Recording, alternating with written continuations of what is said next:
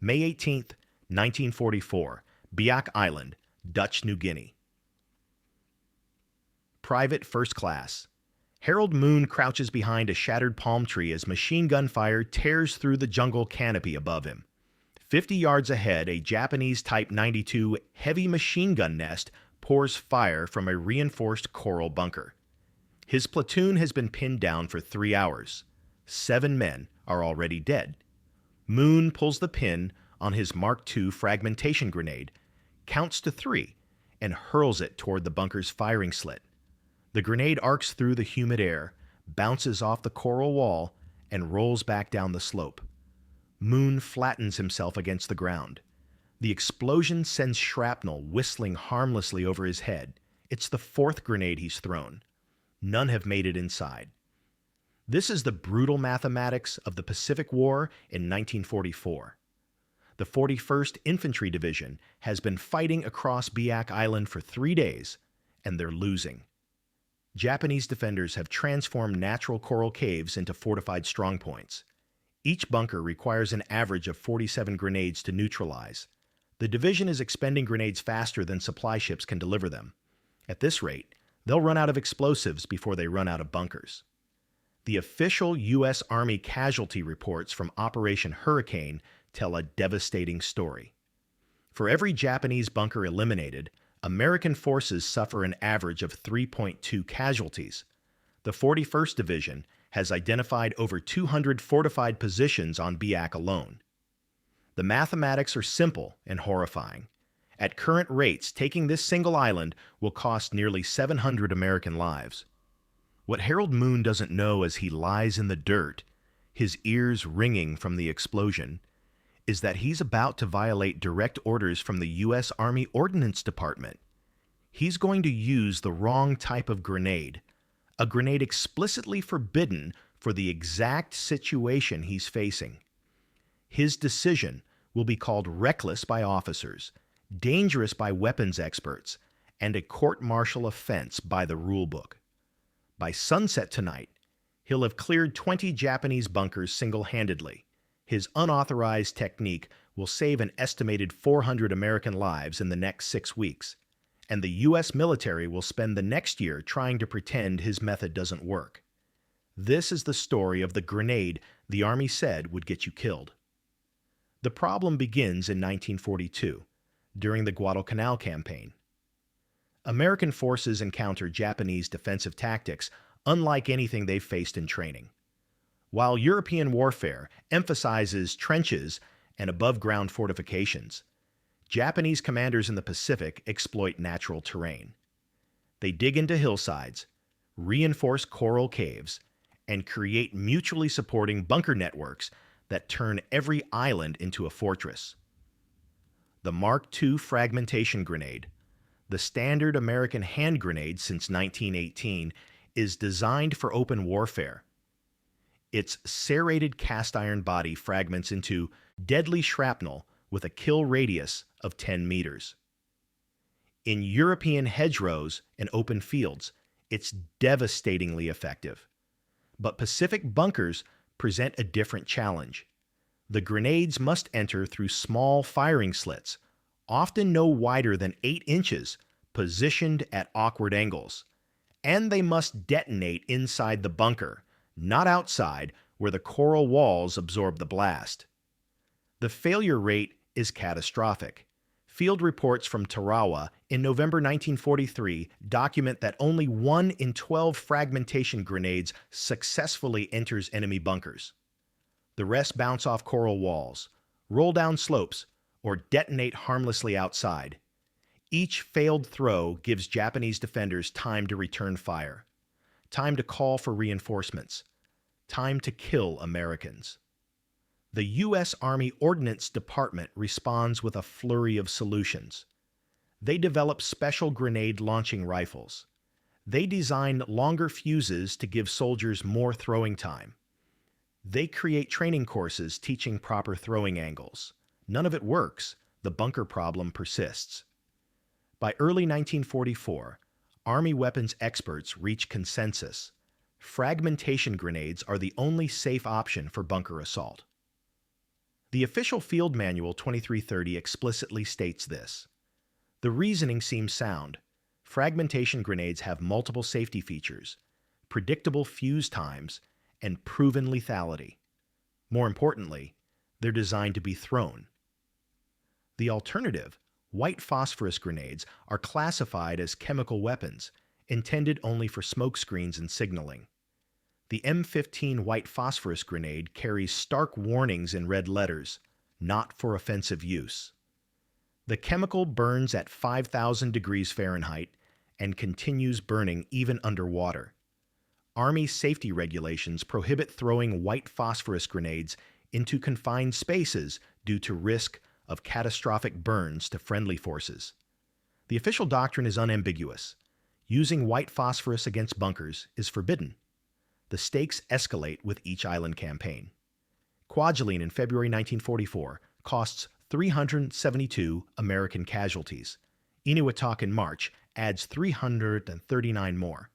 The casualty reports stack up on desks in Washington. General Douglas MacArthur's staff calculates a grim projection. At current casualty rates, the drive toward the Philippines will cost over 50,000 American lives before the end of 1944. On Biak Island, the situation becomes desperate. The 41st Infantry Division lands on May 27, 1944, expecting light resistance. Instead, they encounter Colonel Naoyuki Kuzume's 11,000-man garrison entrenched in an elaborate cave system. The Japanese have spent months fortifying their positions. Some bunkers have walls 3 feet thick.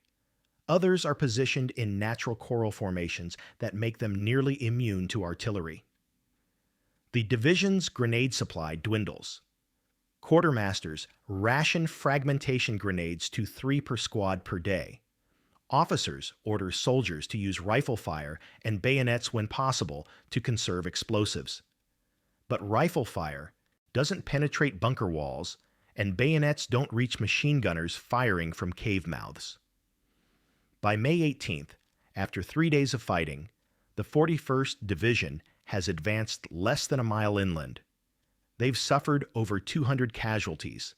Medical corpsmen are running low on morphine and plasma, and Private Harold Moon is lying in the jungle, watching his 4th grenade fail, wondering if there's another way. Harold Moon is nobody's idea of a military innovator. Born in 1922 in Grundy County, Iowa, Moon dropped out of high school after 10th grade to work on his father's dairy farm.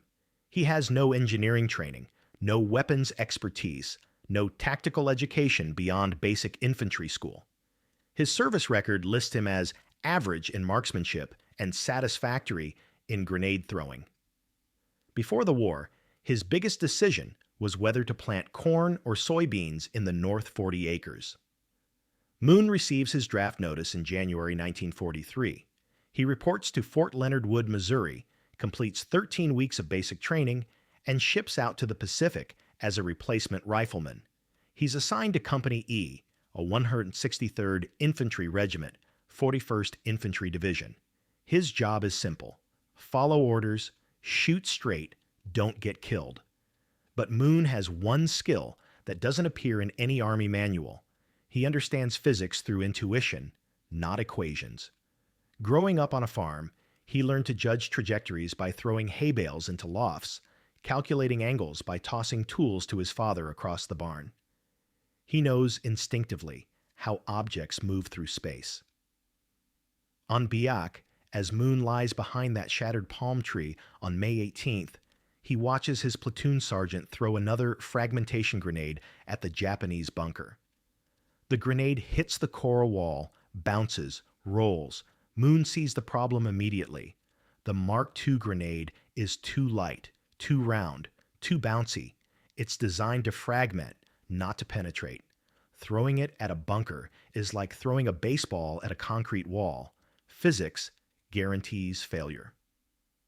Moon's moment of insight comes from an unlikely source: a mistake. That morning, during the pre-dawn equipment check, someone in the supply chain made an error. Mixed in with Moon's standard grenade allotment are 2 M15 white phosphorus grenades, the chemical weapons marked "not for offensive use." Moon knows the regulations. He's seen the safety briefings. White phosphorus grenades are for smoke screens only. Using them offensively violates standing orders.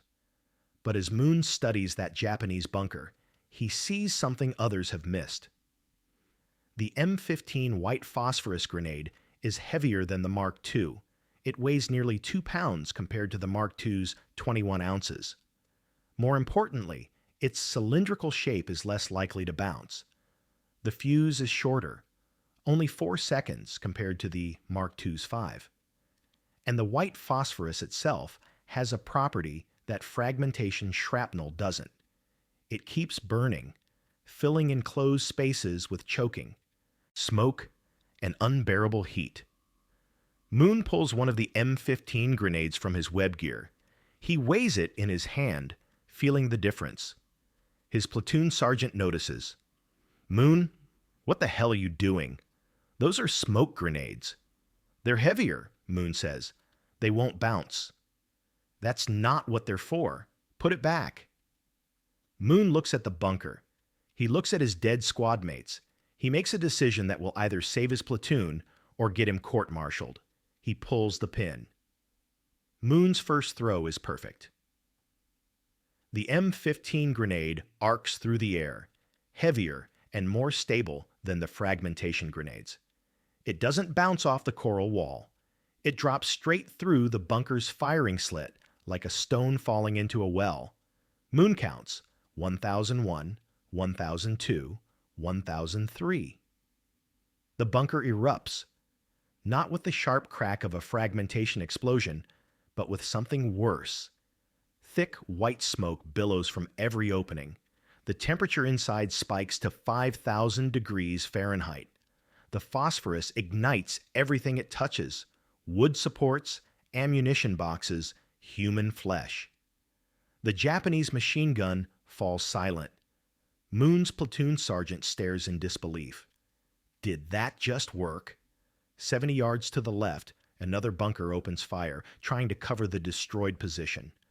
Moon doesn't hesitate. He grabs his second M15 grenade, calculates the angle, throws. Another perfect entry. Another eruption of white smoke and chemical fire. Another silenced gun. "Get me more of those," Moon tells the sergeant. "Those are smoke grenades, Private. We don't use them for get me more." The platoon advances. Moon moves from bunker to bunker, using the forbidden grenades with surgical precision. The heavier weight makes them easier to control. The shorter fuse gives defenders less time to react. And the white phosphorus creates conditions inside the bunkers that make defense impossible. Burning chemical smoke that can't be extinguished, heat that makes steel too hot to touch, an atmosphere that sears lungs with every breath. By noon, Moon has cleared 8 bunkers. His company advances 400 yards, the fastest progress since the landing. Word spreads through the battalion. That crazy private in Easy Company is using white phosphorus grenades on bunkers, and it's working. Captain James Winters, Moon's company commander, confronts him during a brief lull in the fighting. Winters has the field manual open, pointing to the regulations.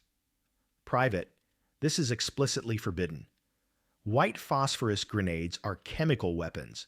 They're for smoke screens and signals only. Using them offensively violates the Geneva Convention." Moon gestures toward the battlefield, where medics are loading wounded men onto stretchers. "How many of those guys would be walking if I'd kept using the Mark IIs that don't work?" "That's not the point." "That is exactly the point, sir. This could be a court-martial offense. Then court-martial me after we take this island." Winters closes the manual. He's a West Point graduate, trained to follow doctrine.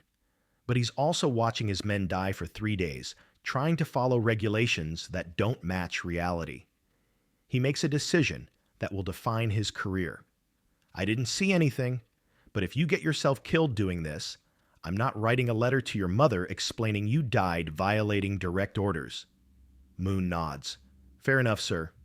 By sunset, on May 18, 1944, Private Harold Moon has cleared 20 Japanese bunkers using white phosphorus grenades.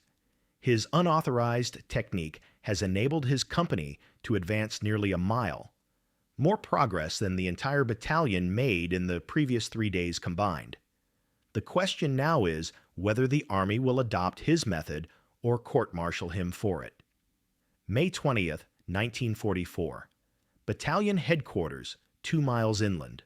Lieutenant Colonel Alexander McNabb, battalion commander of the 163rd Infantry, reads Captain Winters' after-action report with increasing alarm.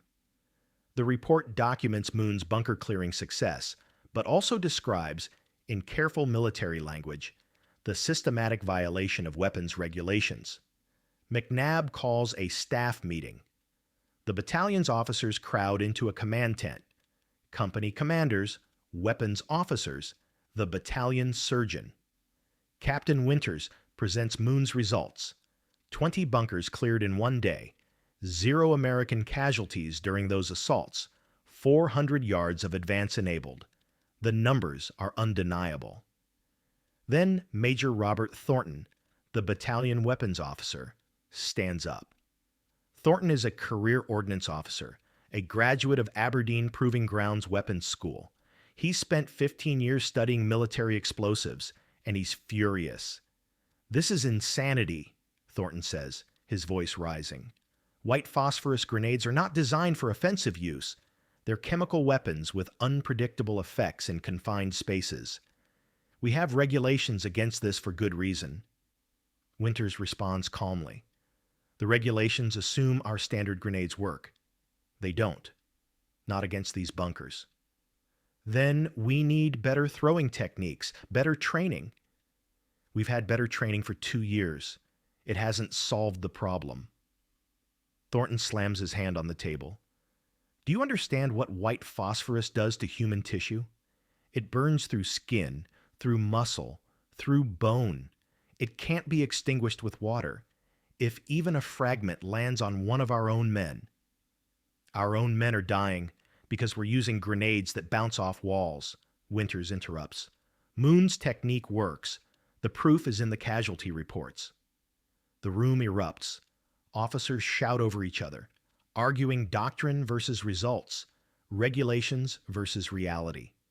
Some support Winters. They've seen the bunker problem firsthand, watched men die following procedures that don't work. Others side with Thornton. The regulations exist for safety reasons, and one private success doesn't justify abandoning established doctrine. McNabb lets them argue for 5 minutes. Then he raises his hand for silence. "Bring me Private Moon." 20 minutes later, Moon stands in the command tent, still covered in coral dust and mud. He's never been in a battalion headquarters before. He's certainly never been surrounded by this many officers, all staring at him. McNabb gets straight to the point. "Private, Major Thornton tells me you're using white phosphorus grenades offensively. Is that correct?" "Yes, sir." "You know that violates standing orders?" "Yes, sir." "Why did you do it?"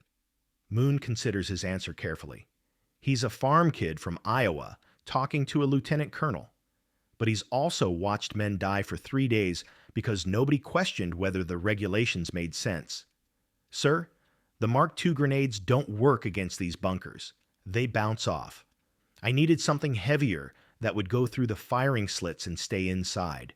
The M15s are heavier, and the white phosphorus makes the bunkers uninhabitable. It works," Thornton interrupts. "It's also incredibly dangerous to our own troops. If that phosphorus splashes back..." "I'm careful about angles," Moon says. "I only throw when I have a clear shot through the opening. And I've been doing this for 2 days without any friendly casualties."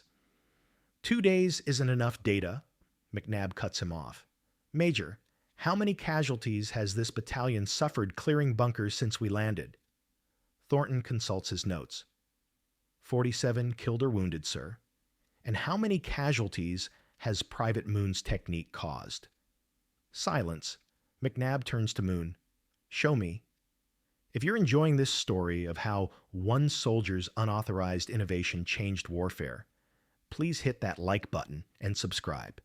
We bring you these forgotten military history stories 3 times a week, and your support helps us continue researching and producing them. Now, let's see what happened when Moon demonstrated his technique to the skeptical officers. They moved to a captured Japanese position half a mile away. Moon demonstrates his technique on an abandoned bunker, explaining the physics, the angles, the timing. He throws 3 M15 grenades, each one entering perfectly through narrow openings that fragmentation grenades consistently miss. McNabb watches in silence. Then he turns to Thornton. "Major, effective immediately. Authorize the use of white phosphorus grenades for bunker assault. Distribute them to all rifle companies. And get Private Moon to train squad leaders on proper technique." Thornton's face reddens. "Sir, this violates Ordnance Department regulations." "Then the Ordnance Department can court-martial me. We have an island to take, and I'm not losing more men following regulations that get them killed." Meeting dismissed. The results are immediate and dramatic. Within 24 hours, every rifle company in the 163rd Infantry Regiment receives supplemental supplies of M15 white phosphorus grenades. Moon spends May 21st moving between companies, demonstrating his technique to squad leaders. The training is simple. Identify the bunker opening, calculate the angle, throw the heavier M15 instead of the Mark II, take cover for 4 seconds. The battalion's casualty rate drops by 73% over the next week. Field reports document the transformation. Before Moon's technique, the 163rd Infantry averaged 6.4 casualties per bunker eliminated. After adopting white phosphorus grenades for bunker assault, that number drops to 1.7 casualties per bunker, and most of those are from enemy fire during the approach, not from the assault itself. The technique spreads organically through the division. Soldiers talk. Word travels through foxholes and supply lines. By May 25th, companies in the 162nd and 186th Infantry Regiments are requesting white phosphorus grenades for bunker work. By May 28th, the entire 41st Division has adopted Moon's unauthorized method. The Japanese notice the change immediately. A diary recovered from a dead Japanese officer, Lieutenant Takeshi Yamamoto, describes the new American tactics with alarm. The enemy now uses chemical fire weapons against our cave positions. The white smoke fills the tunnels and makes breathing impossible. The heat is unbearable. Men cannot stay at their posts. This is a terrible weapon that defeats our strongest defenses. Another captured document. A situation report from Colonel Kazum to his superiors. Requests reinforcements and new defensive tactics. American forces have developed effective countermeasures to our fortified positions. They use burning chemical grenades that penetrate our firing slits and force evacuation. We cannot hold positions under this assault. Recommend withdrawal to deeper cave systems. June 2nd, 1944. The assault on Makmur Airfield. This is the decisive battle for Biak Island. The airfield is the strategic objective. Whoever controls it controls air superiority over Western New Guinea. The Japanese have ringed the airfield with 68 fortified bunkers, creating overlapping fields of fire that make approach nearly suicidal. The 163rd Infantry Regiment draws the assault mission. Moon is now a squad leader, battlefield promotion after his bunker-clearing success. His squad includes 8 men, all trained in his white phosphorus technique. The attack begins at 600 hours. Moon's company advances across open ground toward the airfield perimeter. Japanese machine guns open fire from concealed positions. The company takes cover in shell craters and behind wrecked equipment. Moon identifies 3 bunkers, creating a crossfire that pins down his platoon. He signals his squad to follow him. They move in bounds, one fire team providing suppression while the other advances. It's textbook infantry tactics, but with one crucial difference. They're not wasting grenades on failed throws. Moon reaches a position 30 yards from the first bunker. He pulls an M15 grenade, checks the angle, throws. The grenade enters the firing slit cleanly. 4 seconds later, white smoke erupts. The machine gun falls silent. Moon's squad advances. The second bunker is more difficult. The firing slit is smaller, positioned at an awkward upward angle. Moon has to expose himself to get the proper throwing position. He rises from cover, ignoring the bullets snapping past his head, calculates the trajectory, throws. Another perfect entry, another silenced gun. The third bunker is the most dangerous. It's positioned to cover the approaches to the first 2 bunkers, a classic Japanese defensive arrangement. But with those supporting positions eliminated, Moon can approach from an angle that gives him a clear throw. He uses 2 M15 grenades, one through the main firing slit, another through a ventilation opening. The bunker erupts in white smoke and chemical fire. Moon's squad has cleared 3 mutually supporting bunkers in 11 minutes. Before his technique, that same task would have taken hours and cost multiple casualties. His squad has suffered 0 losses. Across the battlefield, other squads employ the same tactics. The 163rd Infantry clears the airfield perimeter by 1,400 hours, 8 hours for an objective that staff officers estimated would take 3 days. American casualties, 19 wounded, 3 killed. Japanese casualties, over 400 dead. The survivors retreating into deeper cave systems. The statistical analysis is undeniable. The 41st Division's after-action report, compiled in July 1944, provides comprehensive data on Moon's technique.